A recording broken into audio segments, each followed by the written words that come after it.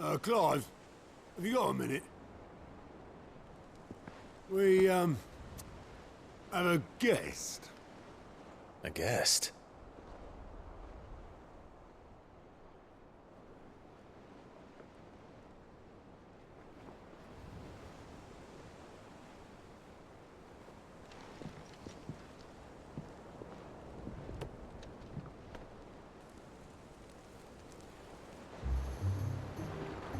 For your trouble.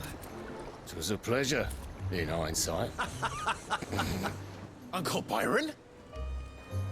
Clive, my boy! Tap a cask and stoke the ovens for your favourite uncle is here!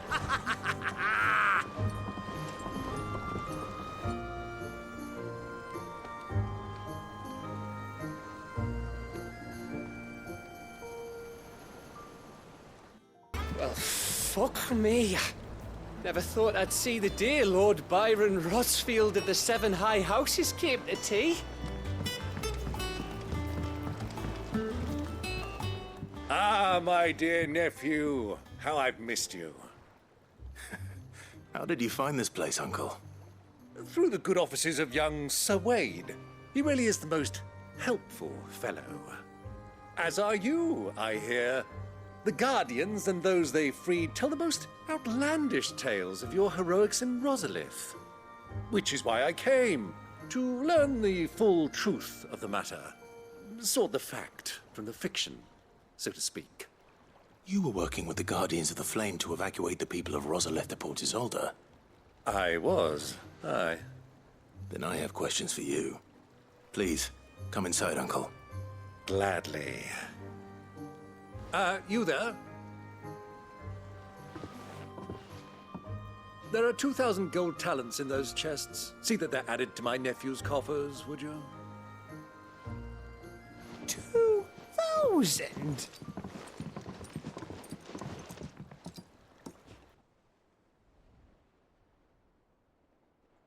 And I'm afraid that is all I know. A fleet sailing south past Port Isolde. Most intriguing. Forgive me for not being able to tell you more. I hadn't the faintest idea Kupka withdrew wounded from Rosalith.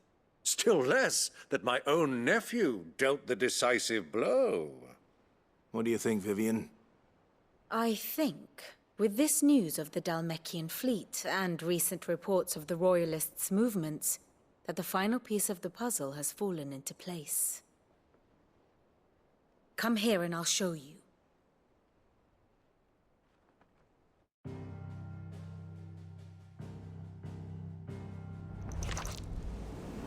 It is known that Kupka's forces entered Rosaria via its unguarded coast.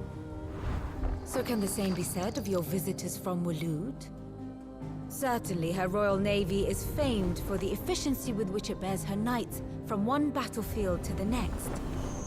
And in the Einherjar, or Black Galleon, she boasts a vessel nigh as swift and every bit as feared as the kingdom's legendary cavalry. A fitting flagship for a land apart, her naval presence being crucial to her ambitions beyond Ash. Yes. It seems safe to assume that the Royalists did indeed enter Rosaria from the sea. So then, had you a vested interest in Titan's survival, whither would you take him? Why, home to Drake's Fang, a place rich enough in ether to conjure the magics needed to mend his hurts. But would that not entail an arduous voyage around the southern cape? Let us say that the Royalists did put ashore with a mind to spirit Kupka away from under your very nose. Could that truly have been their plan for him? To load him aboard one of the ships flying Republican colors sighted off the coast near Port Isolde.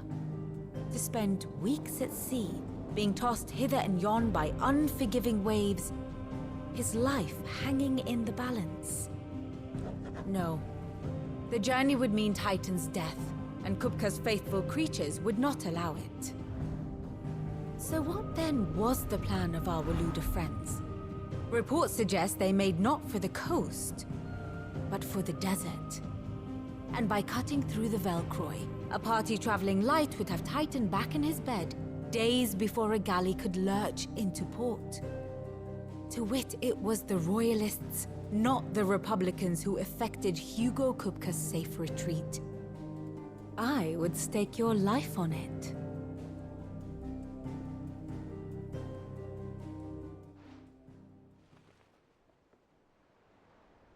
So it was the Waluders who spirited the wretch away. Now I think about it, there was something a little strange about the ships I saw. The men seemed almost crestfallen, as if in mourning, as if they believed, or were made to believe, that their master was dead. You have a keen mind, Lord Rosfield. And you have your answer. To find Kupka, you have merely to follow the Royalist trail across the Velcroy. It may well have gone cold by now, but as they say in the Republic, all roads lead to Drake's Fang. Allow me to accompany you part of the way. As luck would have it, I had intended to journey Canverward on business after visiting you here. The Fang would be but a short detour. I'd be glad of the company. Give me a moment to make ready. I need to tell my friends what we've learned. And where we're going.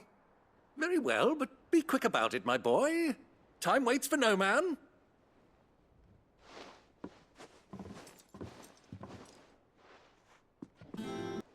So, what about your uncle? I mean, he's welcome to stay, but... Don't look so worried. He'll be coming with me. Thank fuck for that. Gav, Otto, I'm leaving you two in charge. You can count on us.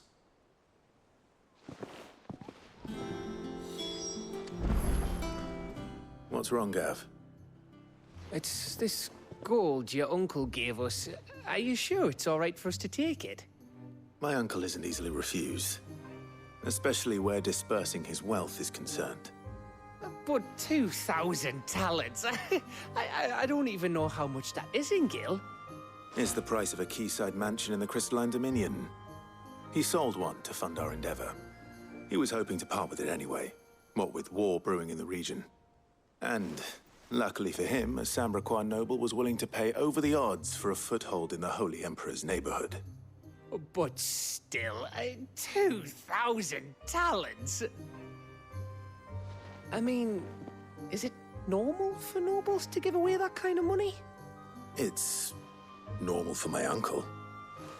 Fuck me. Oh, the other half live, eh? Well, now that we've got a few gil to rub together, do you think it'd be all right if I splashed out on a few bottles of Lost Wing's finest? Here, leave some for the rest of us, Otto. If he's filling his cellar, I'm filling our larder, starting with a barrel of the best salt-cured northern salmon.